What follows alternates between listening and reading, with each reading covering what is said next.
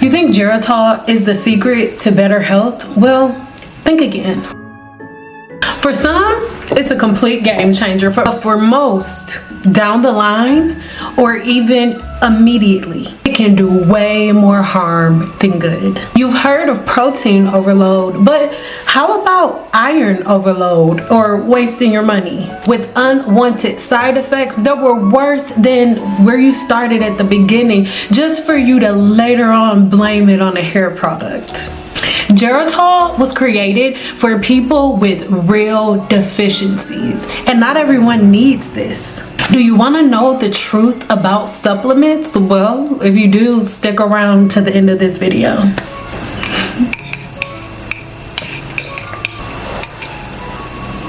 If you are new to my channel, hi, hello, I am Sindal. I am a cosmetologist, a research scientist, herbalist, and owner of Simple Apothecary LLC. So let's hop right into it.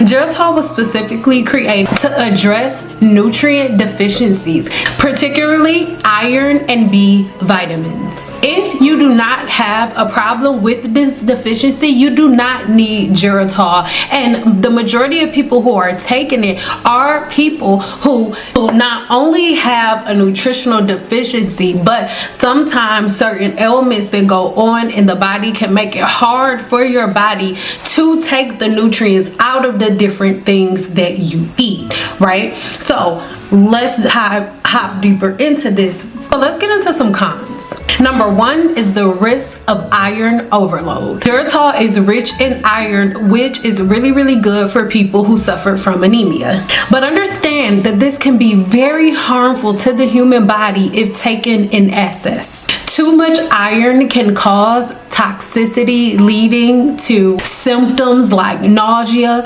constipation, liver damage, and even organ failure in extreme cases. Now, yes, interestingly enough, in the setting of iron overload or hemochromatosis, you can develop koilonychia. Why? We're not entirely sure, but there it is. Iron, as I said, is essential for your immune system and for healthy immune function. But if you have too much, guess who also really likes iron?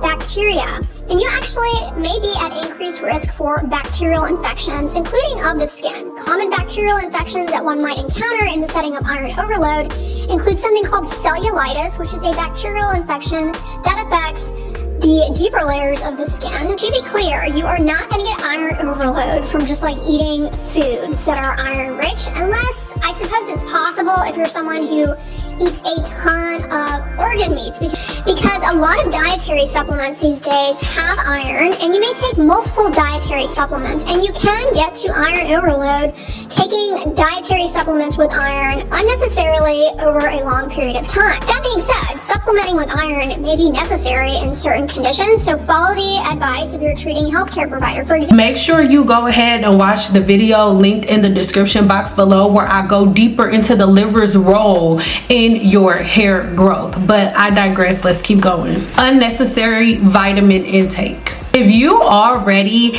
let's say your only goal for taking Geritol is to thicken up your hair, right? But you don't actually have any nutritional deficiencies, then what you are actually going to do is the reverse by taking something like this.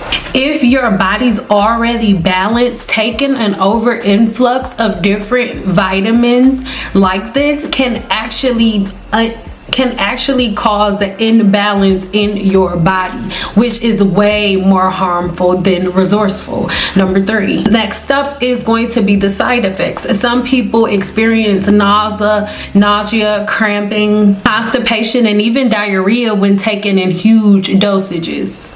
When you're taking an influx of different vitamins and nutrients that your body does not need, you will throw your system off balance. And even if your hair grows like really good for about 5 or 6 years, one day the body will lose the fight against the things that you keep doing to disrupt it.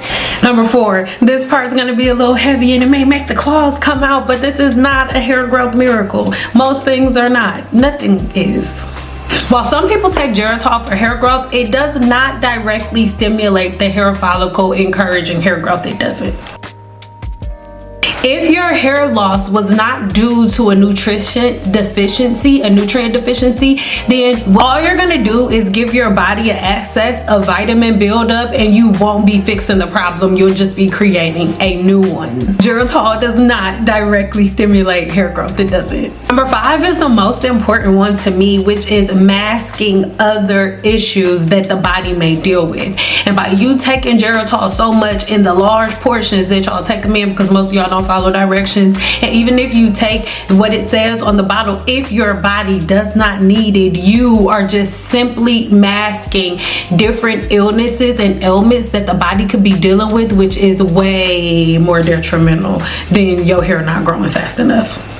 So what do I mean by covering up certain issues? I'll use this for an example. If you're taking Geritol for a while, right, and let's say you have a little bit of nausea and you're taking Geritol, it could be covering up what is a thyroid issue, right? And you take the Geritol and it makes you feel better, and then you completely ignore the thyroid issue until it gets to a point where there's no way that you can mask it. This is why you do not take nutrients or overload your body in different things that it does not need. You know the term of too much of something is not a good thing. Too much anything is dusty, girl. It's too much.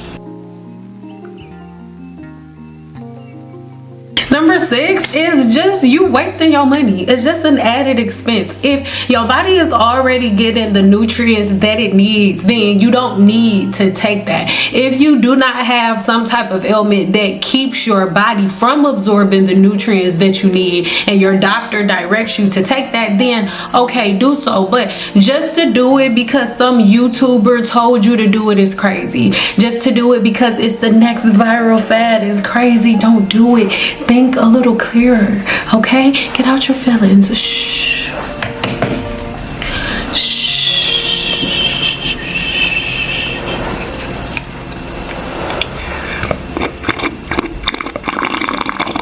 If you're looking to get the same nutrients that Geritol gives, then you do not need to go buy it. I don't even know how much it costs. I'll put it here on the screen.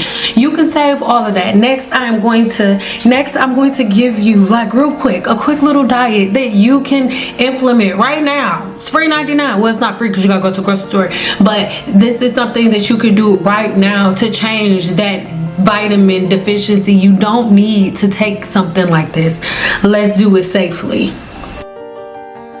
So number 1, the first thing you need to do is start ingesting iron-rich foods for hair growth, if that's what you want to do. Because after all, your hair growth starts within the gut, within your gut's microbiome. We're always talking about the supplement biotin, but did you know biotin is created in your gut, baby? So if you have a diet like this, you can increase the way that the body is producing the things that you need to have healthy hair, skin, and nails. And here in this ebook that you can see here on the screen, this is the ebook that I give you all of the amino acids that your body needs to make up healthy hair, skin, and nails, and a healthy gut, and what foods you can eat to balance those things out, and so many other things. But check that ebook over there. But here's just a little smidgen. So you want to do red meat, beef, and liver, and this is full of iron, which is easily absorbed into the body. Easy. Spinach and leafy greens is plant-based iron.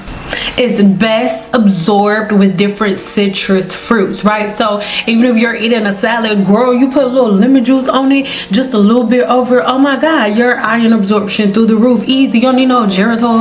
There's legumes, chickpeas, beans. This is great for vegetarians if you are in need of iron. This will load you up. You do not have to take that stuff, girl. Oysters, clams, tuna are an excellent source of B vitamins.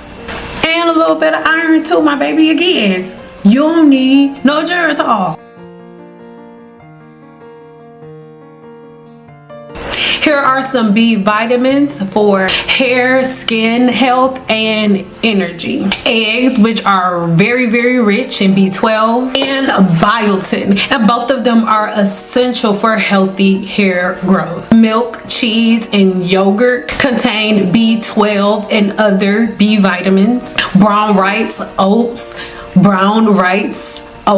quinto, they are a great source of B vitamins for energy. Almonds, sunflower seeds, and flax seeds contain B vitamins, contain vitamin E and B vitamins. This makes it amazing for hair and skin growth. But see, that's where y'all all confused at. Somebody read something that flax seeds was great for hair growth, and you think that that means that you put it in your hair. Girl, your scalp don't have no digestive system, so it can only get a couple of the key constituents. I'm just throwing a number out there. Let's say flax seeds has like 50 key constituents. If you put it in your hair, girl, you only getting about 2 of them. What are you doing, girl, if you don't eat it? If you want to learn more about why you shouldn't put flax seeds in your hair, make sure you check this video because I already went there. Now let's talk about folic acid. This is going to be for cell growth and healthy hair.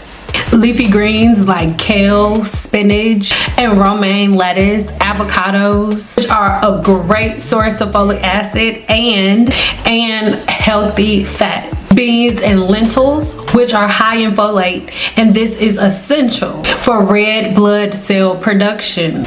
Vitamin C, which helps with the absorption of collagen. Vitamin C, which helps with absorption and collagen production within the body. Citrus fruits like oranges, lemons, and grapefruits. Bell peppers, which have more vitamin C than oranges. I'm sure you knew that. Strawberries and pineapples, which boosts collagen in hair and skin. By eating a balanced diet like this, it's so easy for you to get over some of your hair loss and skin problems, because healthy hair, skin, and nails are first created in the gut. So when you get a balanced diet that balances out all of the key constituents of the body that go into creating those amino acids that get done everything that you need to get done, balance out that diet. Again, check this ebook right here. It gives you a more detailed breakdown, and then also check my blog for a detailed breakdown of what we just talked about today. I love you so much, and I hope that this answers your question. If you still want to use it, then by golly, you do that. But I don't really think it's a good idea, but do your thing, you know what I mean? I'll see you later.